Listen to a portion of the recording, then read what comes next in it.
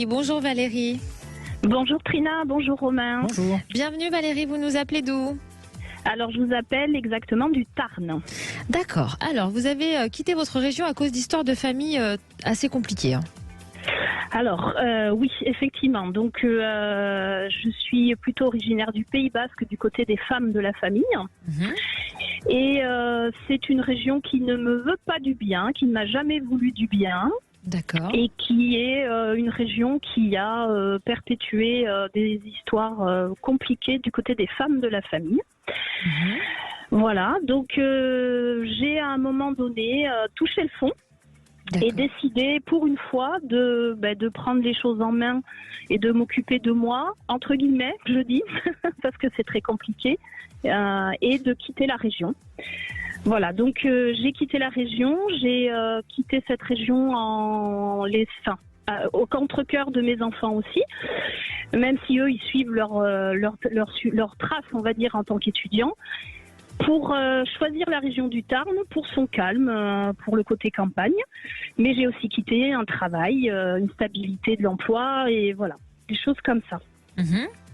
Un emploi qui a toujours été une passion, mais qui maintenant, là, au vu de tout ce que j'ai subi ces dernières années, je finis par me poser beaucoup de questions. Donc actuellement, j'ai trouvé un CDD toujours dans cet emploi-là, on va dire. Mais je me pose des questions. Est-ce que je continue? Est-ce que je continue pas? Je suis toujours... je suis pas forcément toujours très bien, je suis pas sereine et je sais pas ce que me réservent les 50 prochaines années, on va dire ça comme ça. D'accord. Alors, je vais juste rebondir sur quelque chose, parce que vous avez dit que ça avait été très compliqué pour les femmes de la famille. Oui, pour tout les à femmes, fait. c'est-à-dire? Alors, c'est-à-dire que en fait, on va partir de mon arrière-grand-mère qui a subi un viol, tout simplement. Qui est tombée enceinte de ce viol, qui a eu une petite fille, qu'elle a été dans l'incapacité de s'occuper. Donc c'est sa grand-mère qui s'est occupée de cette petite fille. Quand ma grand-mère, donc née de ce viol, a eu elle sa propre fille, elle l'a pas beaucoup aimée, elle s'en est pas beaucoup occupée. Donc c'est cette même grand-mère qui est son arrière-grand-mère en fait, qui s'en est occupée. Et quand ma mère m'a eu, parce que jusqu'à présent, jusqu'à moi, on va dire, il n'y a eu que des filles en premier, jusqu'à ce que moi je fasse enfin un garçon pour couper en fait, on va dire un peu tout ça. Elle s'est pas occupée de moi, elle m'a pas aimée, elle m'a rejetée. Donc voilà, j'ai eu une enfance difficile, une adolescence très très compliquée. Bon voilà, c'est pas une vie très très heureuse jusqu'à ce que je rencontre mon mari. Voilà. Ah, la roue a tourné. Et là, la roue a tourné. Ouais. Et la roue a tourné à partir du moment où je m'éloignais aussi du Pays Basque. Voilà. D'accord. Donc voilà. Aujourd'hui, votre questionnement, c'est est-ce que vous allez pouvoir concrétiser vos projets professionnels? Oui, voilà. Est-ce que je continue dans cette passion qui est mon métier à la base, parce qu'il y a des possibilités, ou est-ce que je tourne une page carrément, puisque j'ai commencé à le faire, et je fais carrément autre chose et différemment. Voilà. D'accord.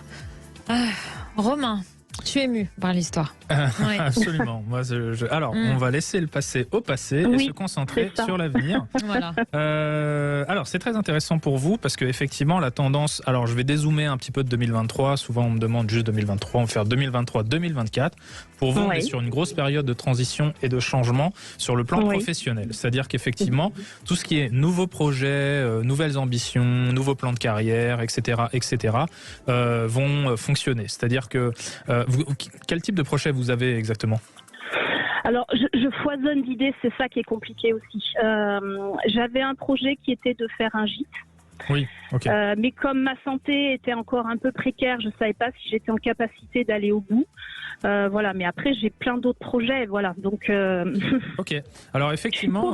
Oui. Alors bon, déjà, on va faire un petit tri, effectivement, mais globalement, je vous dis, la période deuxième semestre 2023, premier semestre 2024, c'est vraiment. Alors ça va continuer après. Hein, c'est vraiment une estimation. C'est vraiment une période pour vous très prolifique en termes de nouveaux projets.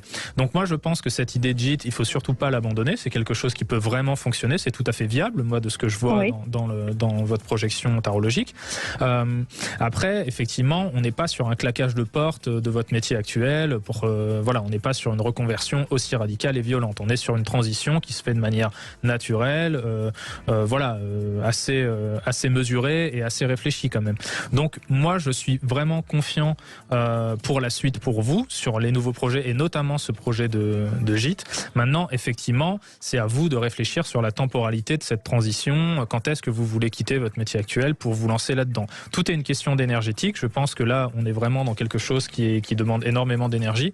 Donc, il va falloir vous concentrer sur ces nouveaux projets. Moi, je vous dis, commencez à lancer ça à partir de juin 2023 et ce sera une bonne période pour vous, conjoncturellement, pour commencer à lancer ces projets-là. Parce que vous voudriez, idéalement, les lancer quand?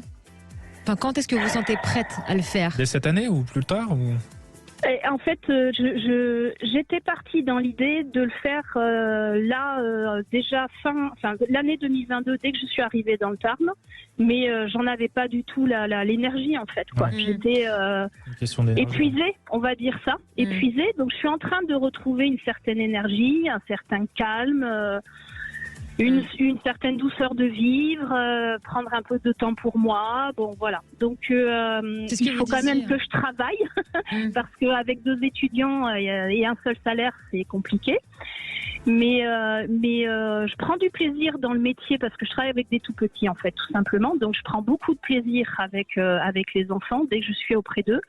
Mais bon, j'en ai peut-être fait le tour et peut-être je m'étais dit aussi travailler entre guillemets pour moi parce que c'est toujours au service de l'autre, mais différemment. Oui, voilà. Oui. C'est une question d'énergétique, c'est ce que vous disiez, oui, Romain. Exactement. Oui. Là, vous êtes dans une période où vous accumulez de l'énergie, vous récupérez votre énergie et d'ici quelques mois, vous serez à nouveau partante pour redépenser cette énergie de manière différente. On vous le souhaite. Je vais vous faire une confidence d'ailleurs, Valérie. Aude, qui est notre responsable du standard que vous avez eu au téléphone, m'a dit textuellement, c'est fou comme cette femme est une battante.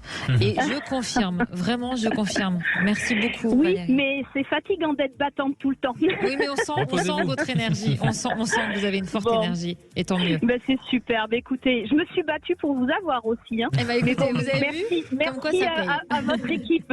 Merci à vous, Valérie. Merci vraiment. Et plein de bonnes choses à vous. À vous Au également. revoir.